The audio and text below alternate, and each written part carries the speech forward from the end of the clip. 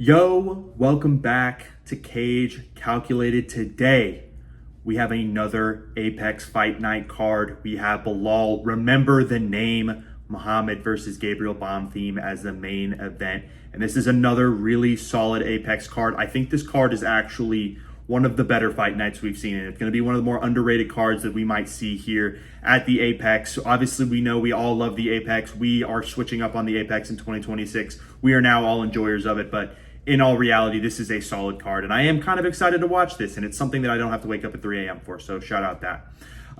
Some solid names on this card, obviously. Remember the name, Bilal Muhammad. I mean, how are you not excited for that? Gabriel Bonfim, really solid prospect, looking to move into the rankings of the welterweight division. You've got Brendan Allen. We've got Edmund Shabazian, Bryce Mitchell, Iwo Baranewski, Junior Tafa. I mean, what are we doing for this card, man? We really brought out some solid names. Some solid fights are on this card. I think there's going to be some really solid moments. I'm looking forward to this one. But all that being said, we're going to jump right in with another women's MMA first fight of the night type deal. It seems to be a theme here with the UFC recently. But again, pretty solid fight, and I think this is going to be a pretty solid one with Ketlin Souza and Ariana Carnelosi. Ketlin Souza, just a really solid boxer. I mean, she just pieces up her opponents. I've heard it, I've seen it before. She looks like Gervonta Davis. She fights like Gervonta Davis. I think she will likely win this fight. She is coming to this fight 1-2 in her last 3, so not super great, but she did have a unanimous decision win over recently cut Bruno Brazil. Lost a split decision to Pierre Rodriguez and Angela Hill, who just recently won last weekend and looked awesome. So can't falter too much on that 50% knockout rate. She has some really solid power in a division that really doesn't have a lot of it. Is really accurate, really high volume, has some really crisp boxing, like I said, really good footwork.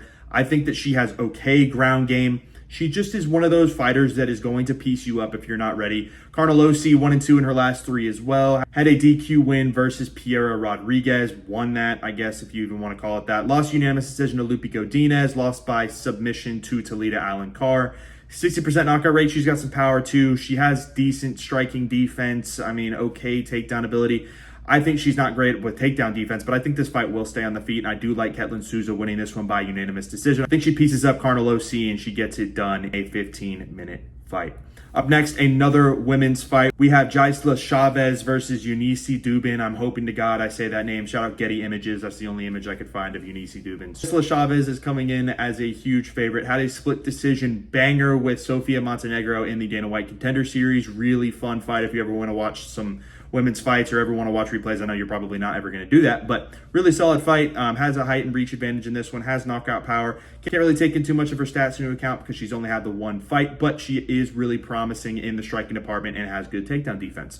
Dubin, on the other hand, 1-1 in the UFC/Dana White Contender Series, won by first round knockout in her Dana White Contender Series, and then got head kick slimed by Carly Judas. So she's one of those fighters that is going to come in and throw. She will enter the pocket and get her head taken off, or she will take your head off. And I think we will see a knockout in this one. Pretty underrated fight, and one that I'm actually low-key thinking this is going to be a solid fight to watch. I'm going to go Chavez winning this one by knockout. Just think she has a little bit more momentum. She's undefeated. Eunice Dubin's coming off a pretty bad knockout loss. I'm going to go with what I know. And Jaisla Chavez is pretty good and like the power. I like what is going to happen in this one. And don't blink because someone will likely get finished.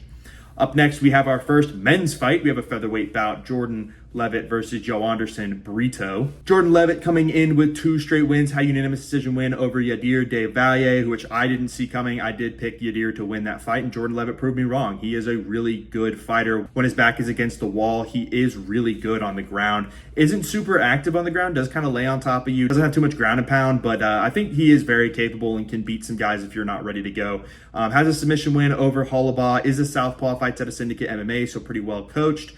Pretty low output, like I said, but has some really good striking defense, submission skills out the ass. This dude can submit you from any which way and is pretty well-rounded. Joe Anderson Brito, 1-2 in his last 3. Lost by unanimous decision to Pat Sabatini and also lost a split decision to William Gomez, but did win a unanimous decision over Isaac Thompson and does fight at a Shute box. Joe Anderson Brito did struggle a little bit against Isaac Thompson, does start a little slow, and I kind of expect it to kind of be the same thing in this one. I think Jordan Levitt comes out, gets gets a big takedown, gets some control time. Joanderson Brito kind of gets warmed up, starts really moving around in that second round, boxing, using some of those leg kicks, keeping Jordan Levitt at range. I think Joanderson Brito does have a really good scramble ability if he does get taken down. I just think, again, he does start a little slow, but by the end of that second and third round against Isaac Thompson, he was really in full go mode and did win those rounds pretty decisively. I think he'll win this one. I think Jordan Levitt is just a little bit worse than Joanderson Brito, and Brito has some experience against some really top guys in the featherweight division. I think Brito wins this one by a close but still unanimous decision. Up next, another women's MMA fight, but this is another one that, again, don't blink. Don't blink in this one because you've got zombie girl Priscilla Cachoeira versus Chelsea Chandler. Chandler coming in 1-2 in her last 3 fights, knocked out by Jocelyn Edwards in her last one. Unanimous decision loss to Yana Santos. Did have a unanimous decision win over Josiane Nunes. So she's one of those fighters that just the top talents are just going to beat the crap up. I think Priscilla Cachoeira kind of falls into that category as well. Both of these fighters are like, one loss away from getting cut. I think this is who wants to get cut in this one fight. It's going to be close. Height and reach advantage for Chelsea Chandler. She's just kind of okay everywhere. Zombie girl, she's just going to walk in, throw with her hands, really look for hooks, try and throw something to knock out her opponent. She got slimed by Jocelyn Edwards, knocked out in that one, lost unanimous decision to Claudia Saigula, which I thought that one was going to be someone getting a knockout in that one, and Priscilla Cachoeira made it through the bell. So you never know. I think that there's a possibility that this fight goes the distance. It's always women's MMA. You never really know. But there's some really high absorption from both of these ladies. Good takedown defense from Priscilla Cachoeira. I don't know if the cardio is going to come into play in this one, but I do think there'll be a finish. I'm going to go sneaky submission from Chelsea Chandler. I think Priscilla Cachoeira gasses out in that first round. You see in the second round, Chelsea Chandler waits for her turn. Doesn't try and engage too much in that first round. Maybe even Priscilla Cachoeira wins. Maybe even gets a knockdown. But I think Chelsea Chandler does get the finish. And I think she'll win this one by submission with her takedown ability. And I think she does have a sneaky sub ability, especially from the ground. We'll see. I don't know. It's kind of one of my more iffy picks, but I think there'll be a finish from one of these two, and I really don't care at the end of the day. Up next, we have Bruno Silva versus Edgar Chairez, another pretty sneaky, decent fight. Bruno Silva 1-3 in his last 4, got knocked out by Joshua Van and Manel Kopp. Also lost a really close split decision to Charles Johnson in his last fight. Arguably, I think Bruno Silva won that fight, and I did pick Charles Johnson to win, so I'm not going to, get too much on the glazed train of Bruno Silva, but I think Bruno Silva did win. He outstruck Charles Johnson. I think Charles Johnson was on the back foot the whole time. He was trying to counter, but Bruno Silva was more active. I'm not going to talk about that fight too much more, but I do think Bruno Silva deserved the win. He did have a submission win versus a great prospect in Hyung Sung Park. So Bruno Silva is just one of those guys that's a gatekeeper to the top 15 in the flyweight division, fights out of American Top Team, pretty accurate, high output, is really good in most areas. He just can't really beat the top talent in the flyweight division. Chairez, on the other hand, is 2-1 in his last 3. Lost unanimous decision to Joshua Van, which was a pretty good fight. I think Edgar Chairez has shown that he has flashes of being pretty good. Has a split decision win in his recent fight versus Felipe Bunes. Has a height and reach advantage in this one, and I think that will come into play because he does use his frame pretty well. But Bruno Silva is kind of levels above Edgar Chairez. I think he is just one of those guys that is such a great gatekeeper, always going to be between rank 13 all the way up until maybe 20. He will never really be falling out of that, and I just see him as one of those really solid gatekeepers, and I don't think Edgar Chairez is one of those guys that should be ranked yet. I have Bruno Silva winning this one by unanimous decision. I think he'll use his striking really, really well. I think Edgar Chairez is going to try and use his frame, maybe even win a round, just trying to clinch up Bruno Silva, try and wear him out. But I think Bruno Silva moves in and out of the pocket super well, circles out. If you can fight a guy like Charles Johnson and not get finished, and I arguably, again, think he won that fight, I think he'll be fine against Edgar Chairez, and I think he'll get it done pretty easily. Let's go unanimous decision. Up next, we have one of the more questionable matchmaking fights on this card. Marcus McGee versus John Yanis. Marcus McGee, 4-1 in his last 5 fights. Recently lost in a unanimous decision to Petr Yan, who is the current bantamweight champion. How Marcus McGee went from Petr Yan to John Yanis is unbelievable. Yes, I know John Yanis is a short notice replacement, but Jesus Christ, dude. You went from literal champion to bottom of the barrel part of this division. And that's no disrespect to John Yanis. I mean, he knocked out Jamie Siraj. He did get subbed by Austin Bashi, but he's 1-1 in the UFC. I mean, dude's pretty unproven. You went from, fighting arguably some of the worst fighters in this bantamweight division to then fighting Thanos. So it's I don't see a world where John Yanis gets this done. I mean, he has okay striking, and he's not like a slouch on the ground. He has pretty okay takedown defense, but McGee's just better. I mean, he's better in every single way, has power in this bantamweight division, really good striking defense, has great takedown defense, 80% knockout rate. I'm sorry, John Yanis, but it's time, brother. You're getting slimed by Marcus McGee, and I have Marcus McGee winning by knockout. I think he gets it done either at the end of the first round, early second. I don't really see a world where John Yanis wins. And that's, again, no disrespect to John Yanis. He just got thrust into a fight where it's not looking good. I think that these odds are going to definitely change to more of like a minus 700 for Marcus McGee.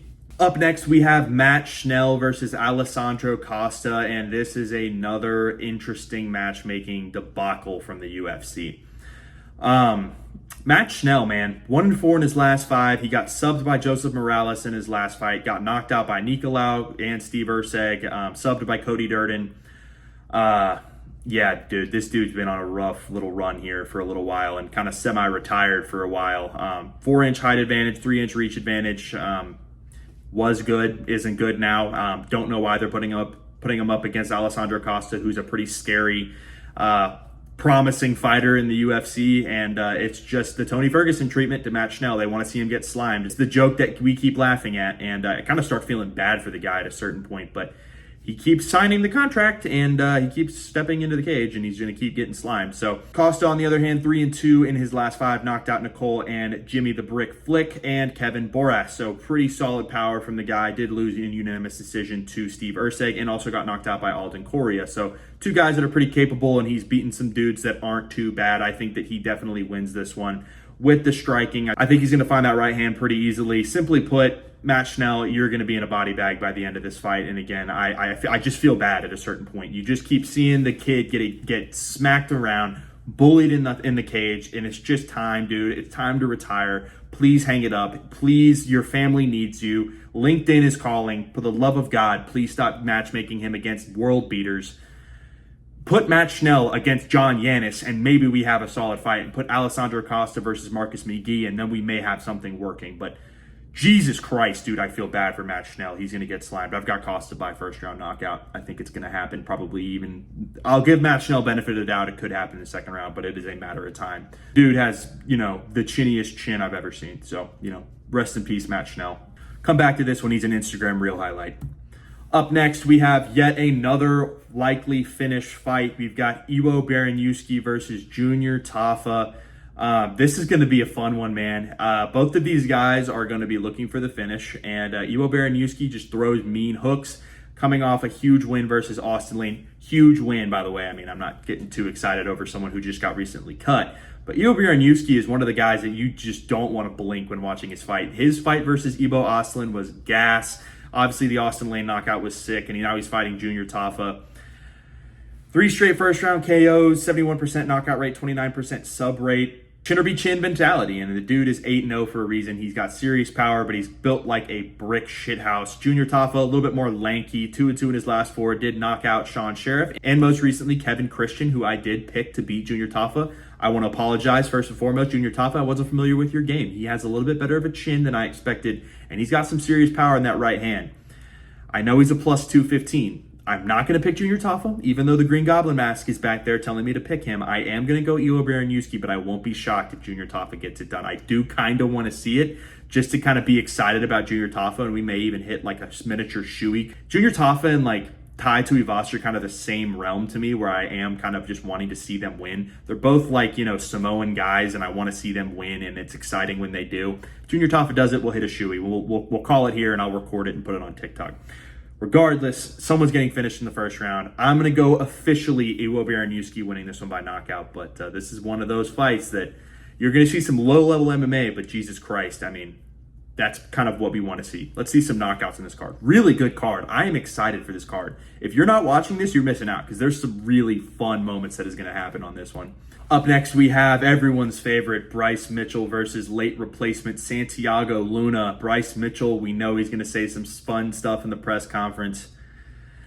Oh, man, I love Bryce Mitchell. I really want to see him get a win. He's been really struggling recently. I mean, he did have unanimous decision win over Said Nurmagomedov, but got submitted by Gene Silva, got knocked out by Josh Emmett, and that was, obviously something that was very rough to watch. I mean, him literally having a seizure in the middle of a numbered event. But Bryce Mitchell, he is that ground game specialist, and recently I've just been kind of seeing him not really going after the submissions. He kind of is starting to Khamzat Chimaev max and just lay on top of you, and that's just not good enough anymore. I think Bryce Mitchell, not saying the wheels are falling off, but this is somebody who is incredibly dangerous. Santiago Luna has insane knockout power, is a great athlete, great scramble ability, and he will get up from takedowns. And if Bryce Mitchell isn't going to try and submit him, he is going to struggle in this fight. And Bryce Mitchell just doesn't have the striking pedigree that you want to see against a very dangerous guy in Santiago Luna. I mean, this dude is super young, but he is very dangerous. And,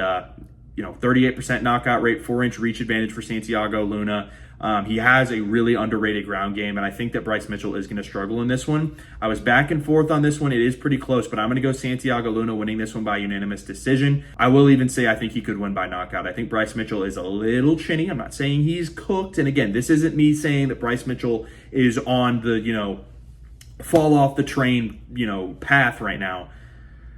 But I'm worried. I'm worried for Bryce Mitchell's career path, and they keep putting this guy against world beaters. He fought Saeed Nurmagomedov in Abu Dhabi, which is unbelievable that Bryce Mitchell had to even do that, and he still won, which is impressive in and of itself. But Santiago Luna is a different beast, and him on short notice, maybe he has some ring rust, and Bryce Mitchell is able to eke out a decision, but I'm worried for the guy, and I think someone as powerful as Santiago Luna is really going to have some real cool moments against Bryce Mitchell. Maybe not, again, I would love to see him have a post-fight speech and me having to sit there and glaze him afterwards, because I will glaze him and act like I never made the pick against him. So regardless, officially, I'll go Luna by unanimous decision, but I think Bryce Mitchell, I need him to show me something for me to pick him again. I'm worried for the guy. Moving into the featured fight of the night, we've got Fares Ziam versus Tom Nolan. Pretty solid fight. Tom Nolan, one of those guys in the lightweight division looking to get ranked. Fares Ziam, 6 straight wins in the lightweight division, which has been a bloodbath so far, or probably ever. It's a great division, and I think that Fares Ziam has been very impressive. But Tom Nolan, man, don't underestimate the kid. He has some serious finishing ability, and we'll kind of go into a little bit of the breakdown. Ziam coming off a knockout win over Nazim Sadikov, looked fantastic. That was on the UFC 324 card. Just had a great fight, great moments in that one. Has a reach advantage in this one. Has solid knockout power, just has a really big frame. Usually you see him just be a monster over his opponents, but Tom Nolan is actually, band for band with him in the size, and they're both incredibly athletic. Ziam has great takedown upside, pretty solid takedown defense. Mixes up his attacks really well, uses leg kicks, uses his striking super efficiently, frames up, uses some clinch work, and I think that he is really well-rounded. I don't see any real weaknesses in his game, but he's not excelling at anything in specific, in my opinion. He's just really good everywhere. Tom Nolan, 4 straight wins, had a submission win over Charlie Campbell back in 2025 in the first round. Has a height advantage in this one, like I said. Really good volume, solid takedown defense, and I think he will try and keep this fight standing. I think he wants to use that power shot to try and knock out Fares Ziam. Expect, again, some clinch work to be done by both of these guys, trying to wear out each other's cardio. I am going to go Ziam winning this one by knockout. Both of these guys have knockout ability, and I'm not going to discredit Tom Nolan, but he has fought literal cans up to this point. He has not fought anyone that really jumps off the page where I'm like, wow, I think that he would genuinely have a realistic shot at beating anyone in the lightweight division. I think Ziam will have a moment where he does get rocked, maybe even gets knocked down, is on some jelly legs, but I think Tom Nolan has his work cut out for him. Ziam should be able to get this one done, and I think he's just more athletic, better experience, just has the ability to beat guys that are really solid prospects, and I think Ziam will get this one done, likely like a 3rd-round knockout when both of these guys kind of empty the gas tank and trying to get a finish. I have Ziam in that one. Co-main event of the evening, and we have Brendan Allen versus Edmen Shahbazyan. Some weird matchmaking in this one, but I think it's going to be fine. I think there's going to be some solid moments in this one. Shahbazyan is kind of dangerous. People don't know about Edmen Shahbazyan, man, but he's got some serious knockout power. Brendan Allen, kind of more of a submission specialist. I think it's going to be an interesting fight, but I do think Brendan Allen will likely get it done. He's coming in with 2 straight wins. Knocked out Renier de Ritter in his recent fight. Had a unanimous decision win over Marvin Vettori, my GOAT. Has a 54% sub rate, 33% first round finish rate, has decent output on the feet. He's not really, going to try and stay on the feet too much. He does really make his bread and butter with the ground game. Has elite takedown ability. I mean, he will shoot a double leg like nobody's business, is very, very capable on the ground, and does go for some real submissions, and he is a real threat on the ground. And I think he will try and get a submission in this one. I do have Brendan Allen winning by sub. The reason is I think that Shahbazyan coming in with 3 straight wins, I mean, he has an 81% knockout rate. I think Shahbazyan will maybe even rock Brendan Allen at some point, but he just doesn't have the takedown defense that really gets me thinking that he's going to be able to defend anything against Brendan Allen. His scramble ability isn't that great. He's got subbed by GM3 in another fight way back when, and I just don't think his ground game and his scramble ability is going to be anywhere close to Brendan Allen. And I think Brendan Allen will get it done. I think he'll win this one by submission. Weird matchmaking, again, like I said. I don't know if I necessarily love Brendan Allen fighting someone who's currently unranked when he's ranked number 4 in the middleweight division, but I have to respect him. He wants to stay active, and there's nobody in the top 8 that really wants to fight him right now. Let's stay active. Let's see if you can get something done. I mean, Shahbazyan is very, very capable, and if Brendan Allen does get the win, it's something that's pretty respectable, and I'm not going to discredit him for fighting someone that's unranked. And if Shahbazyan wins, I mean, that's the upset I never saw coming. I mean, there's a chance he flukes him. I'm not going to just not say that that's not a possibility, but I think Brendan Allen will get this one done, and I think he'll win by a submission. I'll just end it at that. And finally, we have our main event of the evening. We have Belal Muhammad versus Gabriel Bonfim. I was back and forth on this fight. I'm kind of curious to see what y'all think about it, but I think this is a really solid fight. Belal Muhammad, 2 straight losses, both unanimous decision losses to Ian Machado Gary, and lost the title, obviously, to JDM. 75% decision rate. We know him as Decision Muhammad. I mean, that's what he does. Great output, great defense, is great everywhere. I mean, this dude is really, really solid. Elite takedown ability, elite takedown defense. I mean, the real question is how much gas does he have left in the tank? He's 37 years old, has been in some wars, a lot of decisions, a lot of 25-minute fights. How much does this guy have left in the tank? We will see. I'll go into my breakdown in just a second of what I think the fight goes like. But Bonfim coming in with 4 straight wins, knocked out Randy Brown, split decision win over Wonder Boy and Chaos Williams.